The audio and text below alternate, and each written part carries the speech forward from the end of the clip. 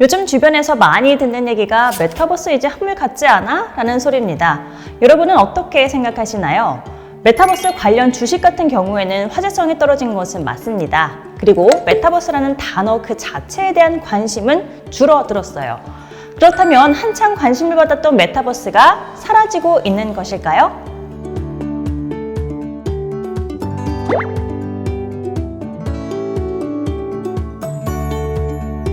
아닙니다. 메타버스는 사라지지 않고 오히려 발전을 하고 있습니다. 다만 과거에는 메타버스라는 새로운 단어에 관심을 보이는 정도였다면 이제는 메타버스를 실생활의 영역에 적용을 시켜가고 있는 모습입니다. 즉, 메타버스를 다루는 관점이 변화된 거지 메타버스가 사라진 것이 아닙니다. 현재 메타버스와 관련된 업체들은 기술을 발전시켜서 생활 속에 접목할 수 있는 방법들을 찾아가고 있습니다. 메타버스, 이제 메타버스라는 타이틀을 단 방송 프로그램들도 여기저기서 모습을 보이고 있는데요. 메타버스 프로그램, 오늘은 TV조선의 아바드림을 살펴보겠습니다. TV조선 아바드림은 시공간을 초월한 가상세계에서 아바타가 등장해 무대를 선보이는 한국 최초의 메타버스 AI 음악쇼입니다.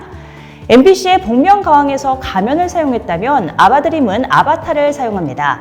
아바타를 이용해서 스튜디오에 있는 출연진들과 대화를 하고 노래를 부르는데요.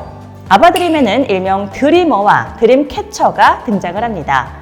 드리머는 상상만 했던 또 다른 나의 모습을 아바타로 표현해 출연하고 드림캐쳐는 이들의 정체가 누구인지 추리를 해갑니다. 아바타를 통해 새로운 꿈을 이룰 수 있다는 희망의 메시지를 전하는데요. 실제로 드리머는 드림캐쳐들과 대화하는 도중에 아바타로 활동을 하니 본인이 더 자유로워지는 것 같다고 이야기를 하기도 했습니다. 가수 은간 씨가 기로키라는 아바타를 통해 모습을 보였을 때 본인의 색다른 모습들을 많이 보여줬는데요.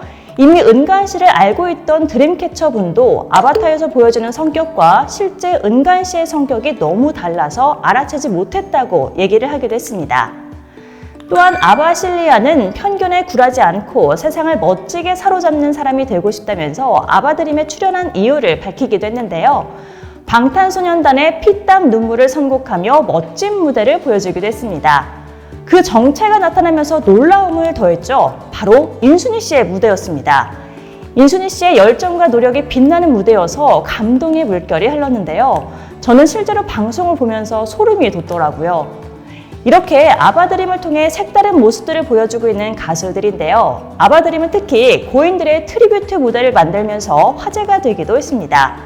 그 첫 번째 무대의 주인공은 그룹 듀스의 멤버 고 김성재 씨였습니다. 김성재 씨는 1990년대를 상징하는 아이콘으로 많은 재능을 가진 아티스트였습니다. 그런 김성재 씨를 아바타를 통해 만나볼 수가 있었는데요. 특히 동생 김성욱 씨와 함께 무대를 꾸며낸 모습은 인상적이었습니다.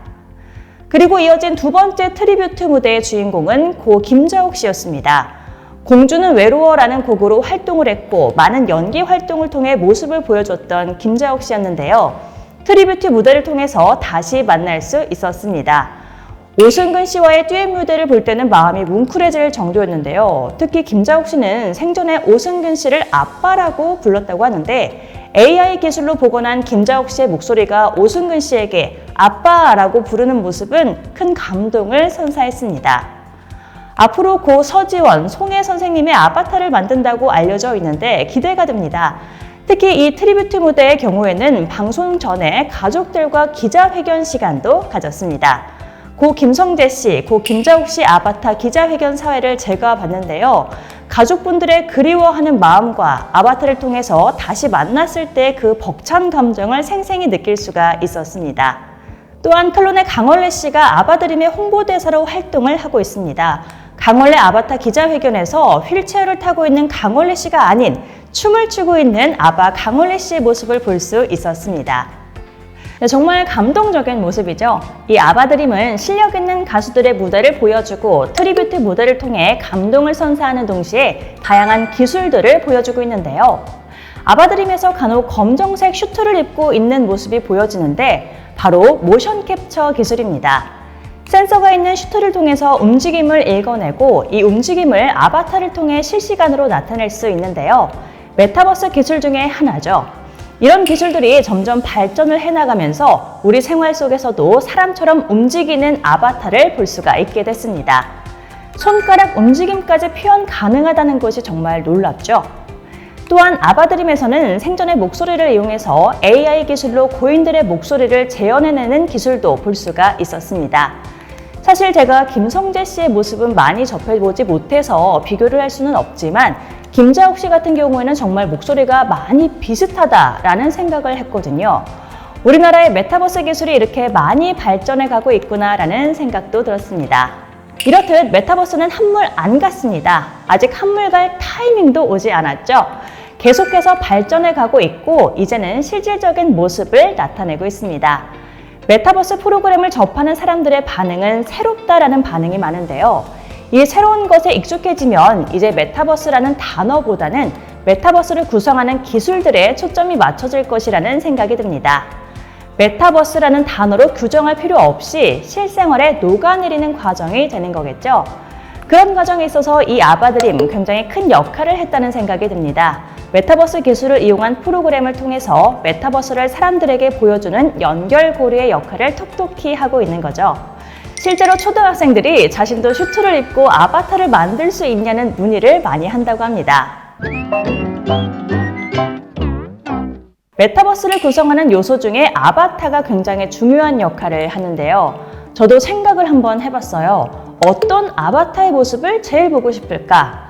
물론 저의 모습도 보고 싶지만 제가 외할머니를 정말 좋아했었거든요. 중요한 일을 앞두고 있을 때 외할머니가 그때 그 모습으로 나타나서 응원의 영상 메시지를 보내준다면 감동이 2배, 3배가 되고 힘이 날 것 같더라고요. 그래서 문득 생각이 난 건데요. 결혼을 앞두고 있는 분들 중에 부모님이 돌아가신 분들도 있을 텐데 이 부모님이 아바타 영상을 통해서 결혼식장에서 덕담을 해준다면 참 좋지 않을까라는 생각도 듭니다. 이런 아바타, 앞으로 많은 곳에서 모습을 보여줬으면 좋겠습니다. 나의 부캐 모습같이 더 다양한 꿈을 이룰 수 있는 방법으로 혹은 고인을 다시 만날 수 있는 방법으로 아바타, 우리 생활에 많이 나타날 것 같긴 합니다. 이제는 메타버스 세상에서 말했던 것처럼 한정되지 않은 시간을 초월한 모습의 새로운 기억법으로 사람들을 기억하게 되지 않을까요?